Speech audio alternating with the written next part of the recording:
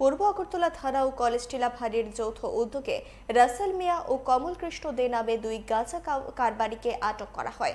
তাদের কাছ থেকে ৩৫ কেজি গাঁজা উদ্ধার হয়, যার আনুমানিক বাজার মূল্য ২.৫ লক্ষ টাকা হবে।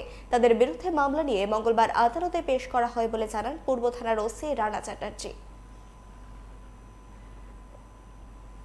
সুবর্ণনগর রেল স্টেশনের সংলগ্ন কিছু এলাকাতে কিছু সংখ্যক লোক যারা গাঁজা পাচারের সঙ্গে যুক্ত, তারা এই আপনার ট্রেনের মাধ্যমে গাঁজা পাচার করার জন্য তারা এখানে আসতে পারে। সেই মোতাবেক আমাদের একটা ফোর্স, আমাদের ওসি কলেজটিলা সাব ইন্সপেক্টর শ্যামল দেবনাথের নেতৃত্বে এটা আমরা গঠন করি এবং সঙ্গে সঙ্গে তৎপরতার সহিত ওসি কলেজটিলা শ্যামল দেবনাথ, আমাদের ইন্সপেক্টর সঞ্জয় দাস, আমরা সবাই একত্রিত হয়ে আমরা এই গাঁজা পাচারকারীর যে চক্র, তাদের ভিতর থেকে তাদের 2জন সদস্যকে আমরা ধরতে সক্ষম হই।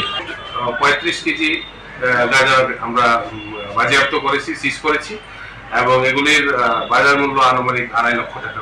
গ্রেপ্তার হয়েছে।